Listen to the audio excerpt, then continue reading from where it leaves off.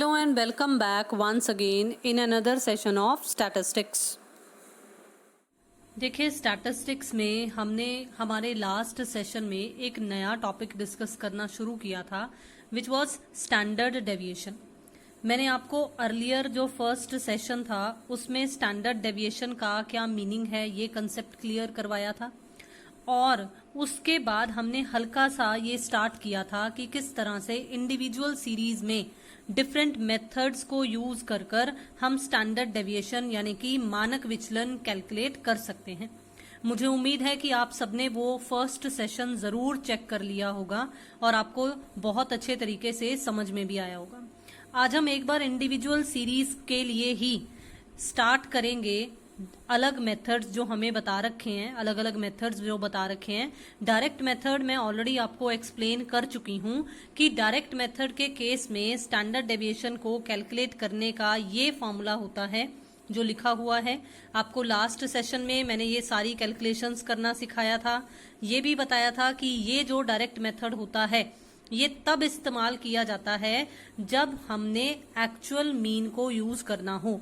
मतलब जब हमारी ये जो मीन होती है वो पॉइंट्स में ना आकर एक तरीके से पूरी वैल्यू आ जाए तब ज्यादा फिजिबल होता है कि हम इस डायरेक्ट मेथड का इस्तेमाल कर सकें स्टैंडर्ड डेविएशन को कैलकुलेट करने के लिए.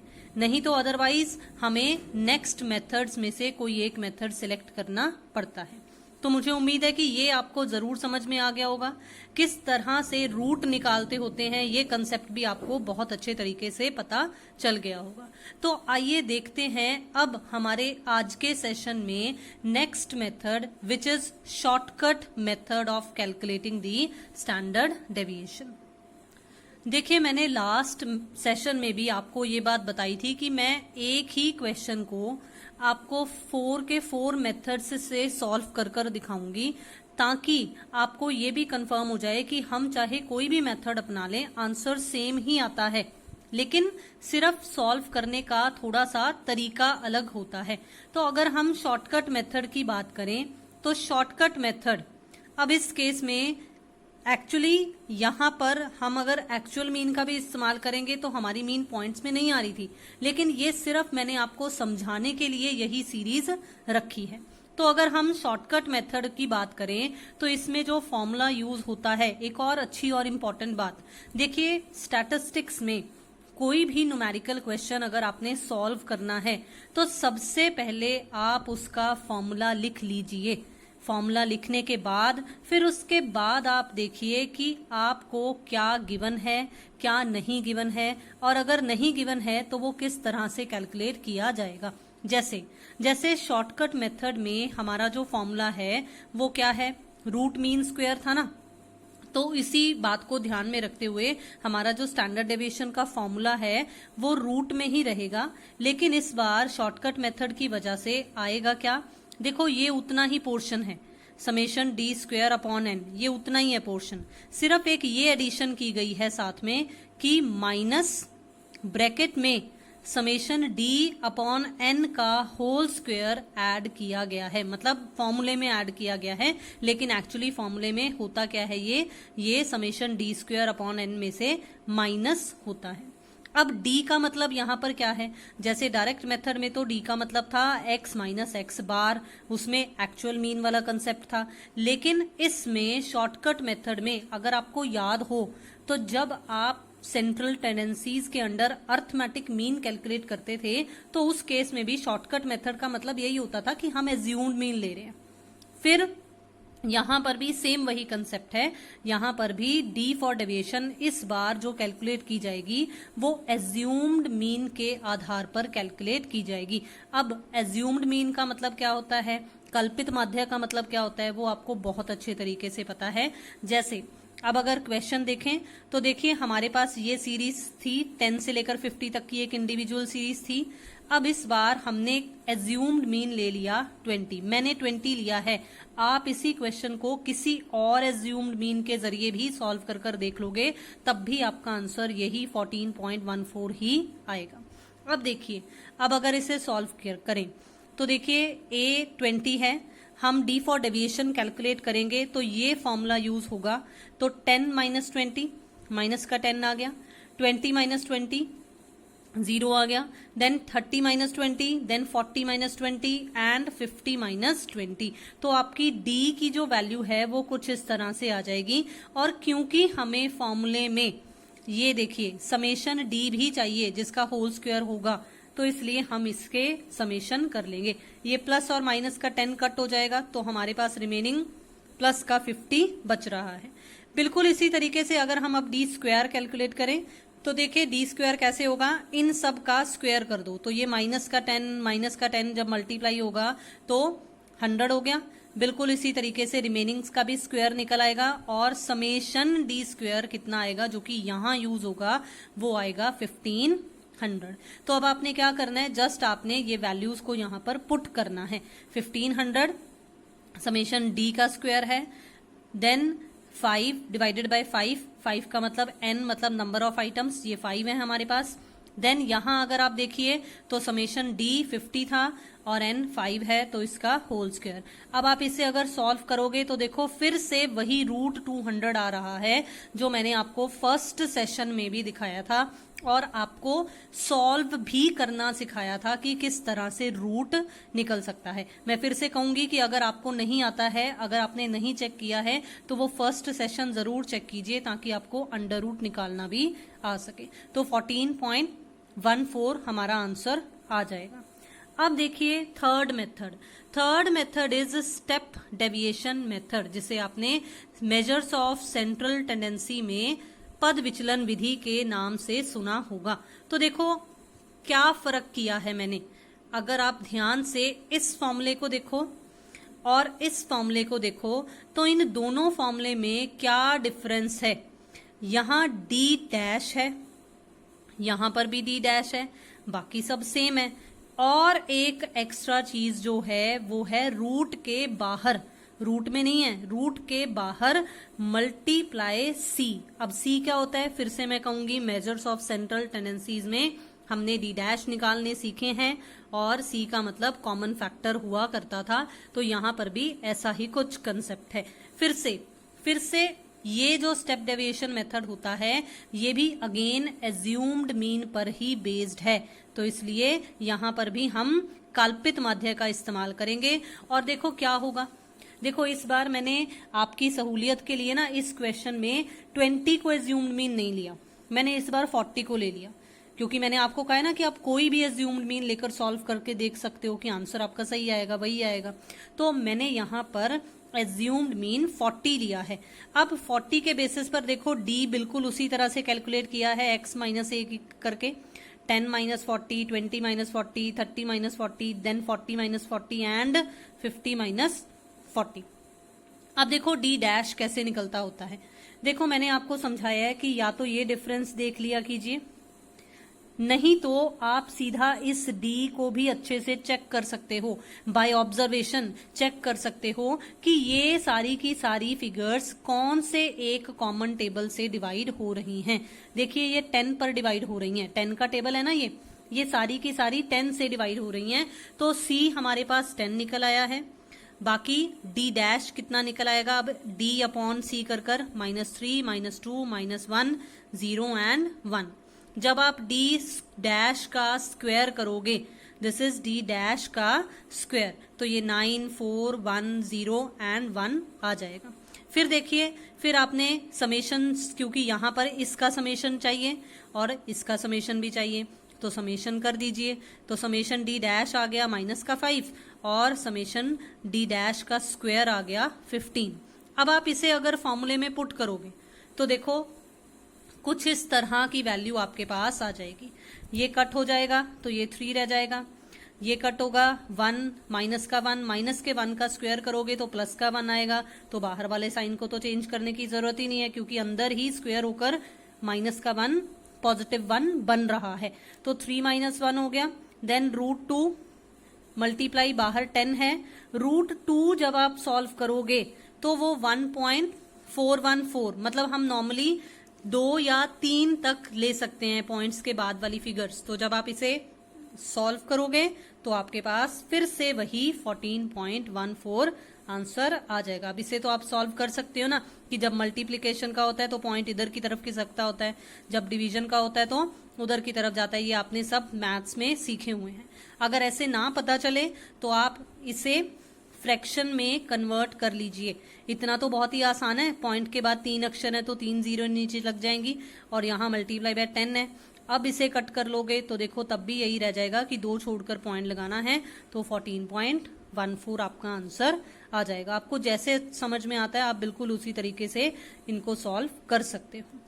अब बात करते हैं लास्ट 4th मेथड की, जिसका नाम था येट अनदर मेथड।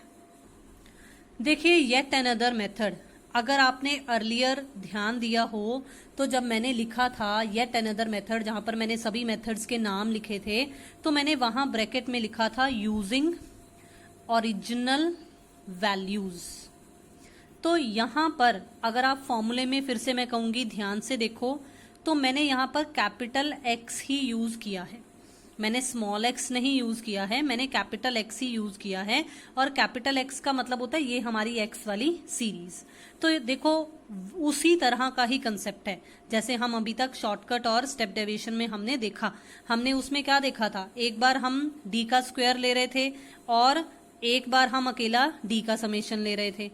अगर स्टेप डेविएशन की बात करें तो एक बार हमने समेशन डी डैश का स्क्वायर लिया था और यहां पर हमने समेशन डी डैश का ही लिया था, मतलब डी डैश का समेशन या डी डैश स्क्वायर का समेशन। अब यहां पर भी बिल्कुल वैसा ही कंसेप्ट है, लेकिन यहां पर हम स्क्वायर या बिना स्क्वायर के जो समेशन ले रहे हैं वो ओरिजिनल वैल्यूज का ही ले रहे हैं। जैसे फिर से वही क्वेश्चन, x का समेशन 150, तो ये यहां यूज हो जाएगा।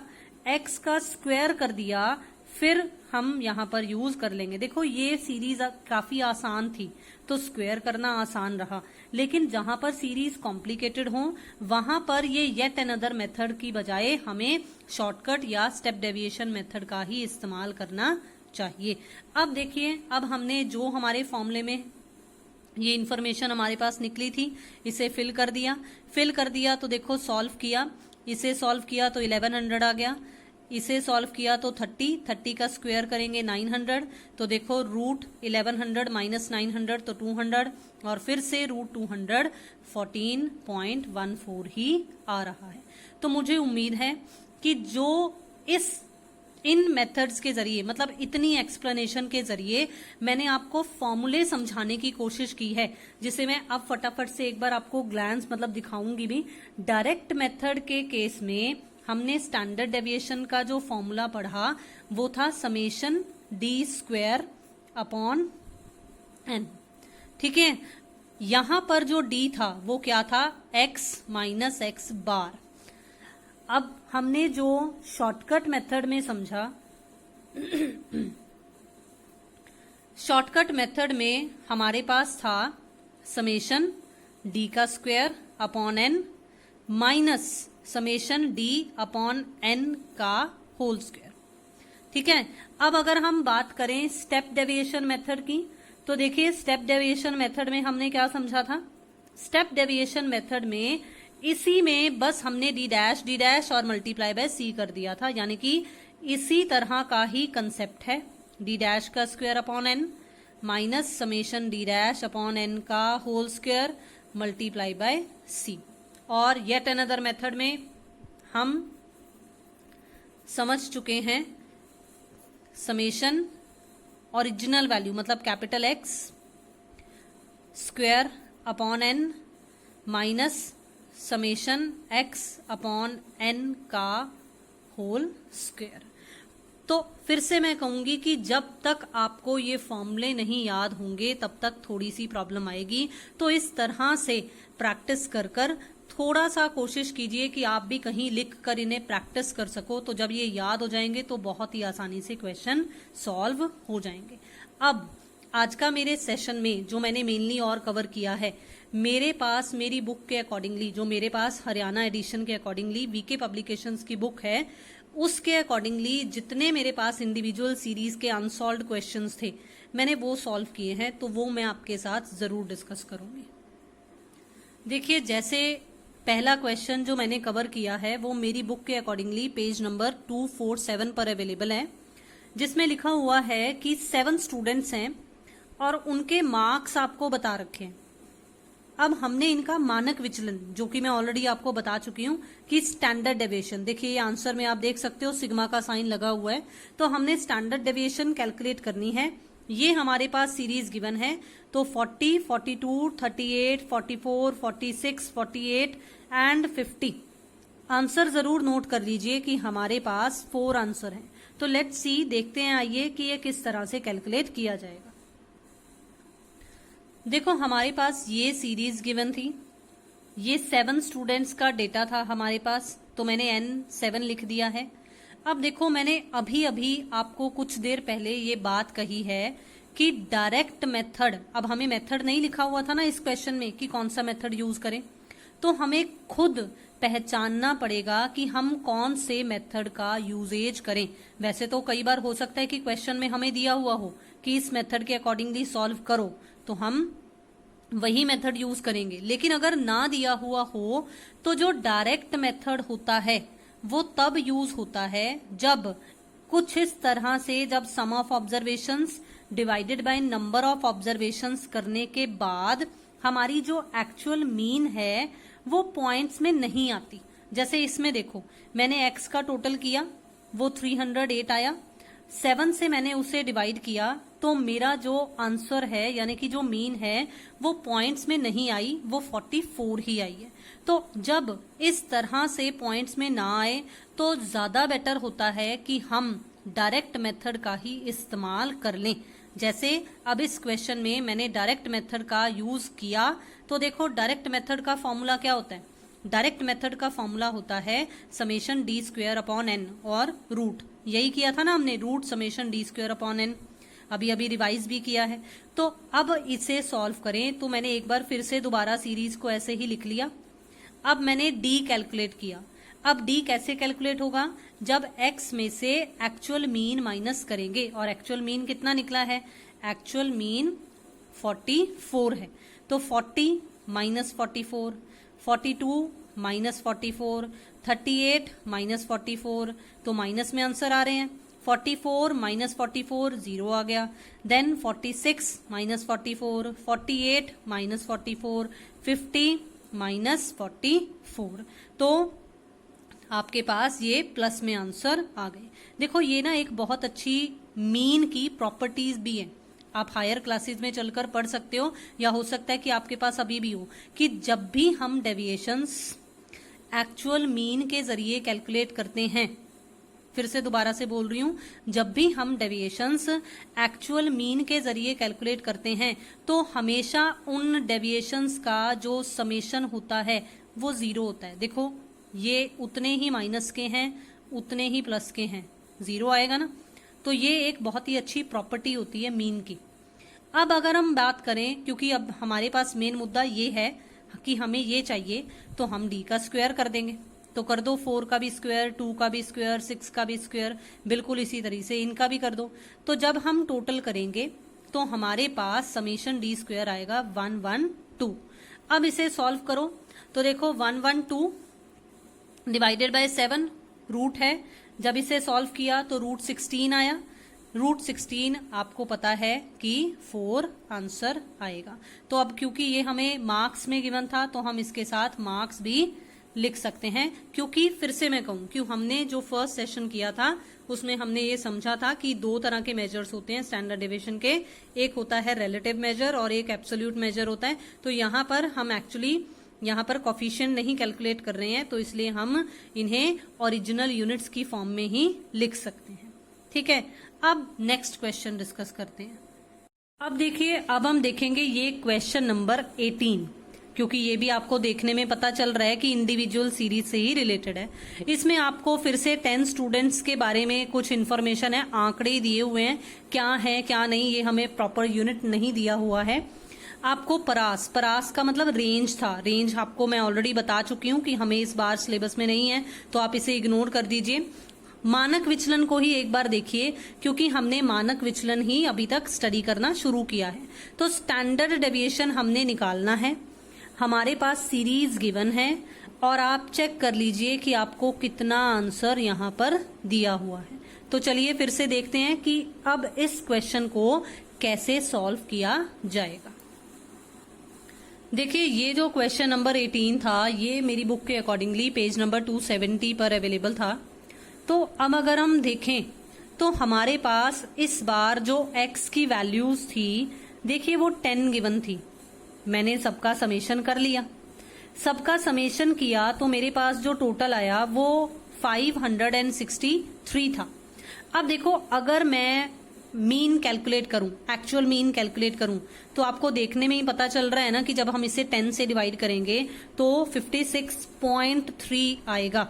अब अगर आप पॉइंट्स की फॉर्म में यहां पर एक्चुअल मीन को ही कंसीडर कर लो, डायरेक्ट मेथड ही लगा दो, तो 50 माइनस 56.3 कितना आ जाएगा डी 6.3। फिर 6.3 का आगे आपको स्क्वायर करना मुश्किल हो जाएगा ना, तो इसलिए जब पॉइंट्स में आ जाती है एक्चुअल मीन तो we should not use DM, यानी कि डायरेक्ट मेथड का इस्तेमाल नहीं करना चाहिए। तो अब हमें किसकी तरफ मूव ऑन करना है, नेक्स्ट मेथड देखते हैं, शॉर्टकट मेथड अप्लाई कर कर। तो शॉर्टकट मेथड का फॉर्मूला क्या होता है वो आपको ऑलरेडी एक बार समझा दिया गया है, 2 बार समझाया गया है, क्योंकि एक बार रिवीजन की फॉर्म में भी बताया गया है।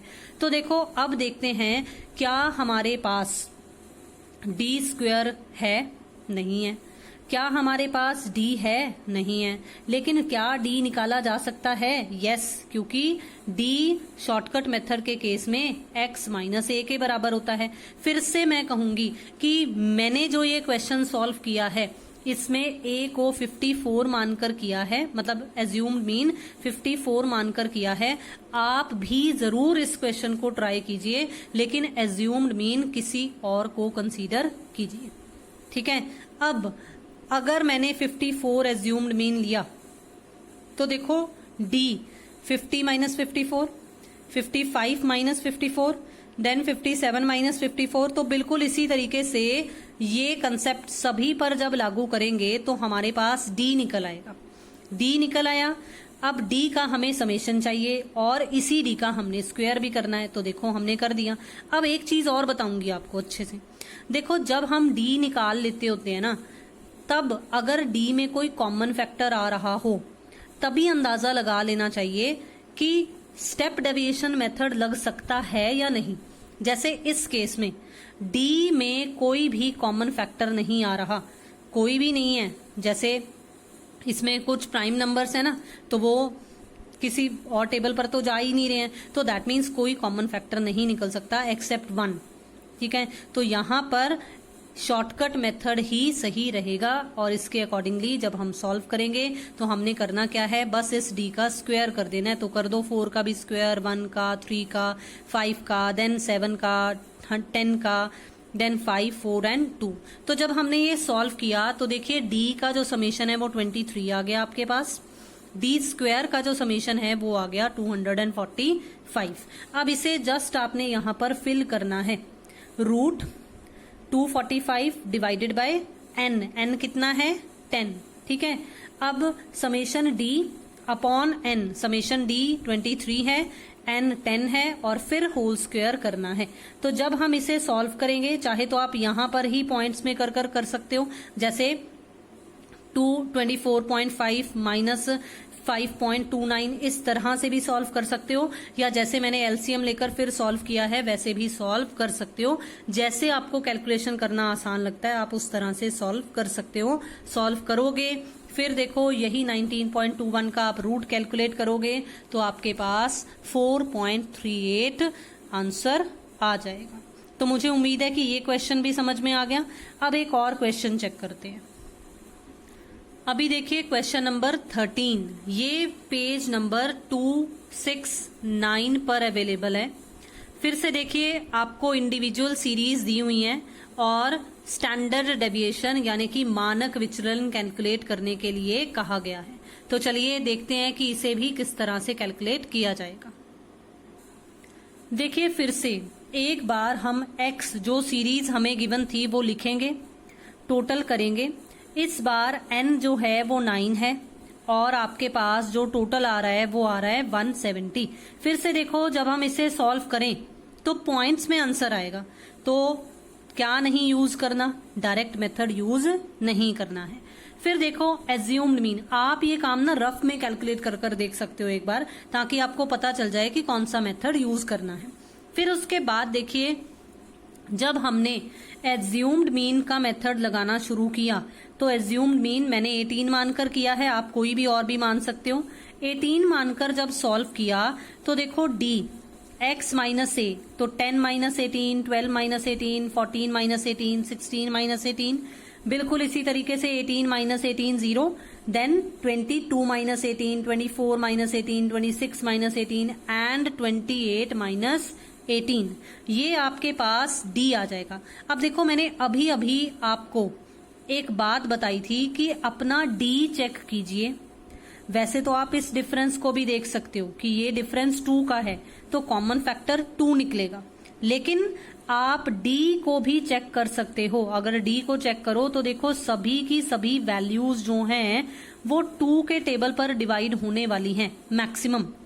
मैक्सिमम हाईएस्ट 2 के टेबल पर डिवाइड होने वाली हैं, तो आपका जो सी निकलेगा वो 2 निकल आएगा।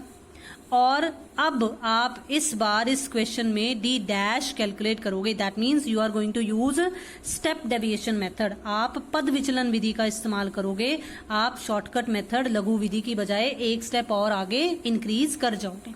तो अब डी डैश कैलकुलेट कीजिए। ऐसा क्यों कहा जा रहा है? क्योंकि देखो अगर तो डी के जरिए करना होता तो 8 8 जार 64, 6 6 जार 36, मतलब हमें डी का स्क्वायर करना पड़ता, लेकिन हम डी डैश का स्क्वायर कर रहे हैं तो देखो हमें 5 से नीचे तक के स्क्वायर्स कैलकुलेट करने पड़ रहे हैं, सिंपल सी बात। तो डी डैश का स्क्वायर निकल आया, डी डैश भी हमारे पास आ गया। क्यों किया है? क्योंकि इस बार जो स्टेप डेविएशन का मेथड है उसमें हमें डी डैश का समेशन चाहिए, डी डैश स्क्वायर का समेशन चाहिए, और इस तरह से फॉर्मूला यूज कर कर बाद में मल्टीप्लीकेशन बाय हमने कॉमन फैक्टर करना है। तो अब देखो सारी कैलकुलेशंस हो गई हैं, तो फिल करना है, जस्ट फिल कर दीजिए। 84 डिवाइडेड बाय 9 माइनस 4.9, देन इसे सॉल्व करेंगे तो देखो इसे इस तरह से स्क्वायर कर लिया मैंने, स्क्वायर ओपन कर लिया, देन फिर से मैंने एलसीएम लेकर इसे सॉल्व कर लिया, सॉल्व किया, इसे डिवाइड किया, फिर से इसका जब रूट निकालेंगे देन उसके बाद 2 से मल्टीप्लाई कर देंगे। थोड़ा बहुत, क्योंकि यहाँ पॉइंट्स का चक्कर होता है कि हम एक बार कई बार राउंड अप कर कर ले लेते हैं, कई बार नहीं लेते हैं, तो एक आधा पॉइंट इधर उधर हो सकता है, उसकी कोई प्रॉब्लम नहीं है, नहीं तो अदरवाइज देखिए हमारा आंसर बिल्कुल सही निकल रहा है। तो मुझे उम्मीद है कि आज का ये सेशन जिसमें आपको इंडिविजुअल सीरीज बहुत ही अच्छे तरीके से समझाई गई हैं, बताई गई हैं, वो आपको बहुत अच्छे तरीके से समझ में आ गया होगा। एक बार फिर से I would like to request you कि ये आपको फॉर्मूले टिप्स पर होने चाहिए। अगर आपको ये फॉर्मूले याद रहेंगे तो बहुत ही आसानी से क्वेश्चन सॉल्व हो जाएगा। एंड वन थिंग मोर, अगर आपको ये इंडिविजुअल सीरीज के समझ में आ गए ना, तो आगे फर्दर जो हमारी कॉन्टिन्यूस सीरीज हैं या हमारी डिस्क्रीट सीरीज हैं उनमें थोड़ा थोड़ा सा ही चेंज है, तो इसलिए इन्हें जल्दी से याद कर लीजिए ताकि जब मैं नेक्स्ट सेशन आपको प्रोवाइड करूं डिस्क्रीट सीरीज वाला तो वो भी बहुत अच्छे तरीके से समझ में आ जाए। जुड़े रहिए चैनल के साथ, जल्दी से सब्सक्राइब कर लीजिए अगर आपने अभी तक नहीं किया है। शेयर कीजिए वीडियोस को, लाइक कीजिए वीडियोस को, अपने व्यूज़ भी कमेंट बॉक्स में ज़रूर शेयर कीजिए। Thank you so much for watching and have a nice day.